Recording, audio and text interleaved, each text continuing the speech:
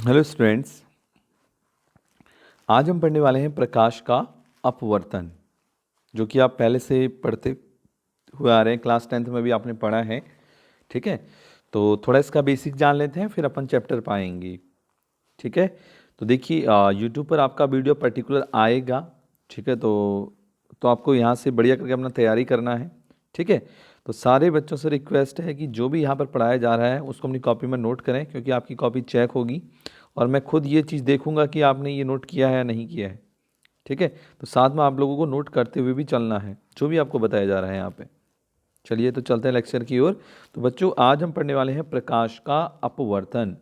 जैसे कि आप जानते हो कि प्रकाश के अपवर्तन के बारे में, कि जब प्रकाश की किरण एक माध्यम से दूसरे माध्यम की ओर जाती है, दूसरे माध्यम में जाती है, तो या तो वो अभिलंब की ओर कुछ झुक जाती है या फिर वो अभिलंब से कुछ दूर हट जाती है। ठीक है, तो प्रकाश के इस घटना को हम क्या बोलते हैं? प्रकाश का अपवर्तन बोलते हैं। यहाँ पर देखिए, प्रकाश की किरण एक पारदर्शी माध्यम से दूसरे पारदर्शी माध्यम में जाती है, तो दूसरे माध्यम में जाने पर इसका वेग दिशा बदल जाते हैं। ऐसा क्यों होता है? क्योंकि देखो, मान लेते हैं अगर ये आपका वायु है, ठीक है, और ये आपका हो गया सघन माध्यम। जैसे मान लीजिए जल है, ये वायु है। अब वायु से अगर जल में जा रही है तो जल है आपका सघन माध्यम और वायु है आपका विरल माध्यम। तो विरल माध्यम में जो प्रकाश की किरण है उसकी स्पीड क्या होती है? ज़्यादा होती है in comparison of denser medium. ठीक है, तो अगर हम बात करते हैं सघन माध्यम की, तो सघन माध्यम में जैसे ही प्रकाश किरण प्रवेश करती है तो इसकी स्पीड कम हो जाती है। क्यों? क्योंकि ये सघन माध्यम है। सघन माध्यम में क्या होंगे कि जो सघन माध्यम के पार्टिकल होंगे वो बीच बीच में रे से टकराएंगे, जिस कारण क्या होगा, इसका स्पीड जो होगा थोड़ा सा कम हो जाएगा। तो इस रे को जाना चाहिए था बच्चों सीधे, ये जाती है ऐसा थोड़ा सा टेढ़ा हो जाती है, अभिलंब की ओर ये झुक जाती है, या फिर ये अभिलंब से दूर भी हटती है। ठीक, तो ध्यान से देखिए, इस घटना को हम क्या बोलते हैं? प्रकाश का अपवर्तन कहते हैं। जब प्रकाश की किरण विरल माध्यम से सघन माध्यम में जाती है तो वह अभिलंब की ओर झुक जाती है। ठीक, ये देखो, ये दो आपके पॉइंट्स हैं कि कब प्रकाश की किरण अभिलंब की ओर झुकेगी और कब प्रकाश की किरण अभिलंब से दूर हटेगी। तो दो कंडीशन होती हैं। ठीक है, जब प्रकाश की किरण जाए विरल से सघन में तो वह अभिलंब की ओर झुकेगी। ठीक हो गया। अगर प्रकाश की किरण सघन से विरल में जाए तो वह अभिलंब से दूर हट जाती है। अभिलंब क्या होता है? ये जो बीच का हमने परपेंडिकुलर डाला है, जो बीच का हमने अभिलंब डाला है उसको अपन क्या बोलते हैं? अविलंब बोलते हैं।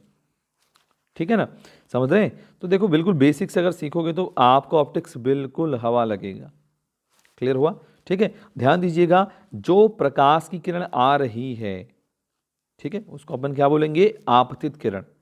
ठीक है, अब आपतन के बाद अब वो जो प्रकाश की किरण कहलाएगी उसको हम बोलेंगे, सॉरी, अपवर्तन के बाद अब जो प्रकाश की किरण हुई उसको अपन बोलेंगे अपवर्तित किरण।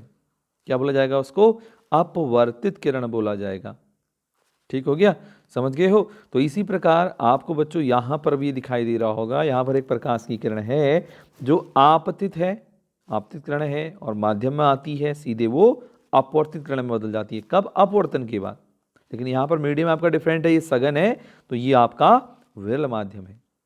ठीक, तो ये तो हो गया कुछ बेसिक्स। अब हम पढ़ेंगे प्रकाश के अपवर्तन के नियम जो हमको पूछे जाते हैं। प्रकाश के अपवर्तन के नियम देखते हैं, चलिए। तो ध्यान से देखिएगा बच्चों, प्रकाश के अपवर्तन के नियम की अगर हम बात करते हैं तो आप कक्षा 10th से इन चीज़ों को पढ़ते हुए आ रहे हैं। ठीक, प्रकाश के अपवर्तन के दो नियम होते हैं। पहला नियम तो ये होता है कि आपतित किरण, अपवर्तित किरण तथा आपतन बिंदु और अविलंब तीनों एक ही तल में होते हैं। कैसे? चलिए डायग्राम को देखते हैं। पहले देखो, यहाँ पर देखो बच्चों, ये अविलंब भी इसी प्लेन में है। ठीक है, ये आपतित किरण भी इसी प्लेन में है, ये अपवर्तित किरण भी इसी प्लेन में है, और ये होता है आपतन बिंदु, जो जहाँ पे आ नहीं रही, इसको अपन क्या बोलते हैं? आपतन बिंदु बोलते हैं। ठीक है, तो ये जो तीनों के तीनों हैं, ये चार के चार के हैं, आपके एक ही प्लेन में हैं, एक ही तल में हैं, तो इसको हम बोलते हैं आपका प्रथम नियम किसका? अपवर्तन का। क्लियर? दूसरा नियम कहता है बच्चों, जिसको हम बोलते हैं स्नेल का नियम, और इसको क्या बोलते हैं? आपतन कोण की जा, यानी आपका साइन आई। ठीक है, और तथा अपवर्तन कोण की जा, जिसको हम साइन आर बोलते हैं। इसका अनुपात एक कांस्टेंट होता है, एक नियतांक होता है, ठीक, जिसे पहले माध्यम के सापेक्ष दूसरे माध्यम का हम अपवर्तनांक भी कहते हैं, यानी sine I upon sine R equal to 1 and 2, यानी माध्यम 1 का 2 के सापेक्ष अपवर्तनांक को किससे प्रदर्शित करेंगे? 1 एंड 2 से। अगर 2 का 1 के सापेक्ष करना हो तो 2 एंड 1 को करेंगे, ठीक है। और ध्यान दीजिएगा कैसा होता है, कांस्टेंट होता है। क्या होता है? कांस्टेंट। इसे हम बोलते हैं स्नेल का नियम। क्या बोलते हैं इसको? स्नेल का नियम बोलते हैं, ठीक है। अब आगे चलते हैं। अब आगे देखेंगे बच्चों, एक नोट यहां पर डालिएगा 500 रुपए का, ज्यादा का नहीं डालना, ठीक है। किसी माध्यम में प्रकाश का जो वेग होता है उसके लिए फॉर्मूला होता है c upon N, where c प्रकाश की चाल, ठीक है। c यहां पर क्या है बच्चों? प्रकाश की चाल है, ठीक। अब देखो ये तो बेसिक से फॉर्मूले हैं, ये तो आप पहले से ही पढ़ चुके हो, ये आप पहले से पढ़ चुके हो, क्लियर है। अब हम चलते हैं आगे, आगे हम बढ़ेंगे क्योंकि अब देखो ये तो सब बेसिक चीजें हैं। तो अब ये जो आपको क्रांति कोण दिखाई दे रहा है ना, ये आपके एग्जाम में आता है, बहुत ज्यादा इंपॉर्टेंट है। क्रांति कोण हम किसको बोलते हैं? तो हेडिंग डालेंगे सभी स्टूडेंट्स, ठीक है। क्रांति कोण क्या होता है, क्रांति कोण हम किसे कहते हैं, जो बच्चों आपको पूछा जाता है एग्जाम में, तो उसको नोट करिएगा आप लोग सारे बच्चे, ठीक है।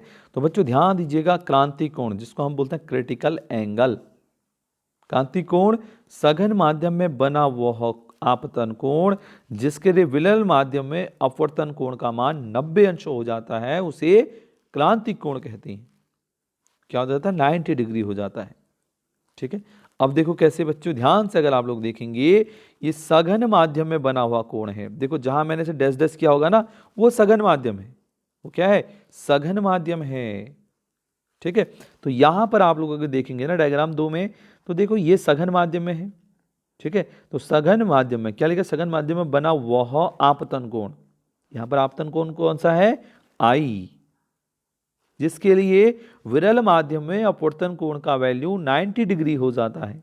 यहां पर देखो, अगर आप इस रे को देखोगे बच्चों, तो ये इस प्रकार से रिफ्लेक्ट होकर आपकी ये गई, और यहां पर आप देख रहे हो कि जो एंगल है उसका मान कितना हो गया? 90 डिग्री हो गया। कितना हुआ? 90 अंश का मान हो गया है, किसका? अपवर्तन कोण का। उसको हम क्या बोलते हैं? क्रांतिक कोण कहते हैं, उसको हम क्रिटिकल एंगल बोलते हैं, ठीक है। यदि विरल माध्यम को 1 व सघन माध्यम को 2 से प्रदर्शित करें तो स्नेल के नियम से सघन माध्यम के सापेक्ष विरल माध्यम का अपवर्तनांक कैसे दिखाएंगे? 2n1 equal to sine I upon sine R, ये तो भी आप पढ़े थे। अब अगर आप देखते हैं, अब आपने ये भी देखा होगा कि जो आई होता है, आई यानी आपका आपतन कोण, ठीक है, किसके बराबर होता है? सी के बराबर। आई यानी आपका आपतन कोण है, ठीक है। और आपतन कोण बराबर होता है अपवर्तन कोण के बराबर होता है, ठीक। और आर आपको पता है यहाँ पर 90 डिग्री है, आपतन कोण के लिए भी आपने पढ़ा था, आर की वैल्यू कितनी हो जाएगी? 90 डिग्री हो जाएगी, पढ़ा था भी थोड़ी देर पहले। चलिए, तो यहां से अगर आप यहाँ पर वैल्यू पुट कर देंगे तो कितना हो जाएगा? 2n1, ठीक है। और साइन आई की जगह पर हम क्या रखे? सी रखे, और आर की जगह पर रख दिए 90। साइन 90 बोले तो 1, यानी 2n1 इक्वल टू आ गया साइन सी। बट आपने रिफ्रैक्टिव इंडेक्स की डेफिनेशन पढ़ी होगी तो ये भी पढ़ा होगा कि 2n1 इक्वल टू होता है 1/1n2, होता है ऐसा, ठीक है। अब यानी मैं क्या कर सकता हूं कि इस 2n1 की जगह पर मैं साइन सी लिख दिया, तो ये हमने साइन सी लिख दिया, और साइन सी इक्वल टू हो जाएगा 1/n2। अगर आप 1/n2 का वैल्यू निकालना चाहेंगे तो हो जाएगा 1/sin c। कितना हो जाएगा? 1/sin c हो जाएगा, ठीक है। अब आगे आप लोग देखेंगे, अब यदि प्रकाश कांच से वायु में जा रहा हो, कंडीशन है ना, देखिए ये सेकंड कंडीशन है, यदि प्रकाश जो है कांच से वायु में जा रहा है, यानी सघन से विरल माध्यम में जा रहा है, तो वायु के सापेक्ष कांच का अपवर्तनांक को किससे प्रदर्शित करेंगे? Ag। ये देखो, प्रकाश वायु से ग्लास में जा रहा है, यानी एयर से ग्लास में जा रहा है, तो कैसे डिनोट किया जाएगा? Ag से। अगर मैं इसका उल्टा बोलूं कि अगर प्रकाश ग्लास से एयर में जा रहा हो तो उसको डिनोट कैसे किया जाएगा, आपका n बनाएंगे और g पहले आएगा और a आएगा आपका बाद में, इस तरीके से। ठीक है, इसके लिए फॉर्मूला आपका ये हो जाएगा, सिंपल है, समझ रहे हो।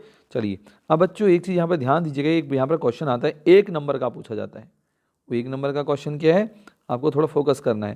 क्वेश्चन ये है कि कांच के लिए क्रांतिक कोण कितना होता है, 41.49 डिग्री होता है, तथा जल और वायु के लिए 48 ठीक है 48 डिग्री 39 मिनट का होता है, और यहाँ पर कितना होता है 41 डिग्री 49 मिनट का। ये 1 नंबर का क्वेश्चन है, क्लियर। नेक्स्ट पॉइंट क्या ध्यान देना है कि क्रांतिक कोण का मान लाल रंग के लिए सबसे ज़्यादा, बैंगनी रंग के लिए सबसे कम होता है। ठीक हो गया, समझ गए हो। चलिए अब बाकी का अपन पढ़ेंगे बाद में, आपने इतना पढ़ लिया होगा तो इतना आप पूरा नोट कर लीजिएगा, और ये लेक्चर हम कल से स्टार्ट करने वाले हैं।